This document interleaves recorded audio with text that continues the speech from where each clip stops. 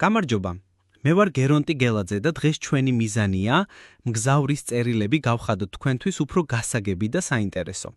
ეს ნაწარმოები ისტორიული კონტექსტით არის დატვირთული და ბევრი ფარული მნიშვნელობა აქვს, რასაც ერთად ამოვხსნით. მე ვარ მარინე მიშკუდიანი და მინდა ხაზი გავუსვა, რომ ილია ჭავჭავაძე ერთ-ერთი უმნიშვნელოვანესი ფიგურაა ქართულ ლიტერატურასა და ისტორიაში. მისი მგზავრის წერილები კი ვფიქრობ სავალდებულო საკითხავია თითოეული ქართველისთვის, რადგან ის ეხება ეროვნული თვითმყოფადობის, თავისუფლებისა და ქვეყნის მომავლის საკითხებს. დავიწყოთ იმით, რომ ილია პეტერბურგიდან ბრუნდება და ვლადიკავკაზში რუს მეეტლესა და მის პოვოსკას ხვდება. ეს შეხვედრა სრულიად სიმბოლურია. ილია რუს მეეტლეს პირდაუბანელსა და თავდაუვარცხნელს, სქელკის ერას, ოყრაყულს, მიდუნმოდუნებულს, უადამიანოსა და პირუტყულს უწოდებს. ეს დახასიათება არ არის მხოლოდ მეეტლის აღწერა, არამედ რუსეთის როგორც იმპერიის სახეა. მისი ოთხთვალა კი იმპერიისა, რომელსაც უჭირს სვლა კაცობრიობის განვითარების ახალი გზით.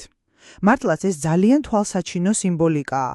როდესაც ფრანგი მგზავრი ეტლის გამომგნობელით ინტერესდება, ის გულწრფელად ამბობს, მებრალებით რომ თქვენ იძუნებული ხართ მაგას გაალაყებინოთ ტვინი და გაადღვებინოთ გულმუცელი. ეს ფრაზა იმპერიის დრომოჭმულობასა და არასანდობაზე მიანიშნებს. თვით ცხენებიც კი არ ემორჩილებიან ამ მოძველებულ ეტლს.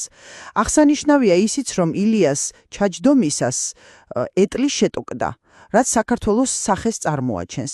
ძლიერი და ბუმბერაზი საქართველოსი, რომელიც ნამდვილად არ იმსახურებს ცივილიზაციის გზაზე იმგზავროს დაშლის პირას მისული რუსული ეტლით. ძალიან საინტერესოა ილიას დამოკიდებულება ევროპელების მიმართაც. ფრანგი მგზავრი ხელს მჭიდროდ უჭერს, როგორც მარტო ევროპელებმა იციან. ეს ფაქტი ილიას უდიდეს ნდობასა და დამოკიდებულებას გამოხატავს ევროპული ცივილიზაციის მიმართ.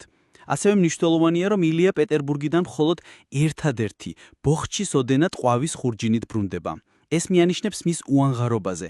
მას მხოლოდ განათლება და გამოცდილება მოაქვს თავის ქვეყანაში და არა მატერიალური სიმდიდრე. შემდეგი მნიშვნელოვანი მომენტია თერგის ხიდის გადაკვეთა. ილია თვალებსაც არ ახელს, რადგან იცის, რომ თერგდალეულობა ქართველ კაცს არ მოსწონს. ტერმინი თერგდალეული მე-19 საუკუნის 40-იან წლებში რუსეთში განათლების მისაღებად წასულ ახალგაზრდებს შეარქვეს, რადგან ის დარიალის ხეობაში მდებარე მდინარე თერგი გადალახეს. მაგრამ ამ ტერმინს უფრო ღრმა მნიშვნელობაც აქვს. ის მე-19 საუკუნის 60-იანი წლების ეროვნულ განმათავისუფლებელ მოძრაობის წევრებსაც მოიასრებს. ილიას არც თავად მოსწონს ის ადგილი, სადაც თერგს პირი რუსეთისკენ უქნია და დევგმიული ხმაჩაწყვეტია. თერგი იქ დამდოვრებულა, მიმყდარა, თითქოს როზქვეშ არის გატარებულიო, ან დიდი ჩინი მიუღიაო. ეს არის დამონებული ან მოსყიდული ადამიანის სიმბოლო. ილია აპიროვნებს მდინარეს და მიანიშნებს მოძრაობისკენ და თავისუფლებისთვის ბრძოლასკენ. ის წუხის, რომ თერგის განიერი წადილი ვიწრო საწოლში მოთავსებულა.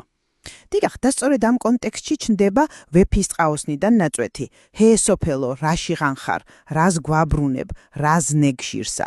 ამ სიტყვებით ილიას საყვედურს დამოხატავს წუთიშოფლის ბედუკუღმართობაზე. ლარსის სადგურში ილია ფიქრებს ეძლევა. ის აფასებს 4 წელს, რომელიც რუსეთში გაატარა და ამბობს, რომ ეს ცხოვრების საძირკველია, ცხოვრების წყაროს სათავეა, ბეწვის ხიდია, სიბნელესა და სინათლეს შუა. ილია თავის გონებაში არეულ ფიქრებს რევოლუციას ადარებს. ის მკითხველს ამაგუშებს, რომ რევოლუციამ არ უნდა შეაშინოს პირიქით, რევოლუციას მშვიდობიანობა მოაქვს. ამით ის მიანიშნებს, რომ ნანატვი მშვიდობიანი ცხოვრება მხოლოდ რევოლუციური გზით, ცვლილებებით მოიპოვება. ახლა კი გადავიდეთ ერთ-ერთი უფრო სახასიათო ეპიზოდზე, რუს ოფიცერთან შეხვედრაზე. ილია მას ლოთ ხეპრედო უტიფარ ოფიცრად წარმოგვიდგენს, რომელიც იმპერიის სახეა. ოფიცერი ცივილიზაციის დონეს თვითკმაყოფილების ბარომეტრით ზომავდა. მისი აღმოჩენა ბუზების დაჭერასთან დაკავშირებით, როგორც ქურდობის წამალი, კიდევ უფრო მეტად გამოხატავს მისი ქვეყნის უკულტურობასა და აბსურდულობას. ოფიცრის აზრით ცივილიზაცია გენერალების რაოდენობით იზომება, რაც ზედაპირულ და ცრუ იმპერიულ ღირებულებებს დასცინის. ის იზლერის ბაღს განათლების გვირგვინად მიიჩნევდა, სადაც ჟუჟუნათვალებიანი ქალები თავისუფლად დადიოდნენ, რაც დამხინჯებულ მორალურ ღირებულებებს მიანიშნებს. ყველაზე მნიშვნელოვანი კი სტეფან წმინდაში ყოფნისას ილიას ფიქრებია მყინვარზე და თერგზე. მყინვარი მას აკვირვება და არ აღელვებს, აციებს და არ ათბობს. ის მყინვარს საკვირველად და არაშესაყვარებლად თვლის. მყინვარი არის უკვდავობისა და განცხრობის დიდებული სახე. ცივია როგორც უკვდავობა და ჩუმია როგორც განცხრობა. ამის აპირისპიროდ ილიას გიჟი, გადარეული, შეუპუნავი და დაუმონავი მღრვიე თერგი ურჩევნია. თერგის სახეა ადამიანის გაღვიძებული ცხოვრებისა, აღმავლებელი და ღირსაცნობის სახე. ილიას თერგი უყვარს, რადგან ის დაბლაა, მოძრავია და ქვეყნის ბედნიერების ქვაკუთხედიც ძირიდან იწყება მუდამ. ამ კონტრასტის გასამსაკრებლად ილია მყინვარს გოთეს ადარებს ცივ, მოაზროვნე და მოწყვეტილს, ხოლო თერგს, ბაირონს, ვნებიანს, მეამოხეს, მოქმედს. ის თერგს სულიერ არსებად მიმართავს, მოძრაობა და მარტო მოძრაობაა, ჩემო თერგო, ქვეყნის ღონისა და სიცოცხლის მიმცემი. ეს არის მოწოდება აქტიურ ცხოვრებასა და ბრძოლისკენ.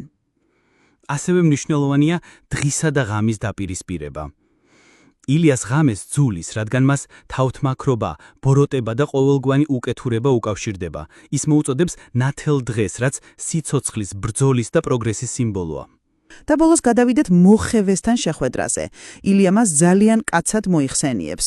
მოხევე ჭაღარა მორეული, ხანში შესული კაცია, რომელიც თვალყურმა დევარია იმ პატარა ქვეყნისა, რომელიც მის გარშემო არის.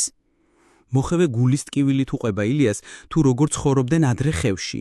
იყო საბჭოსად მართალმართალნი ბჭეთაგანი ბჭოდის, სადაც ბრძენი ბერკაცები პეიტრობით სახელდებუნი წყვეტნენ რთულ საქმეებს.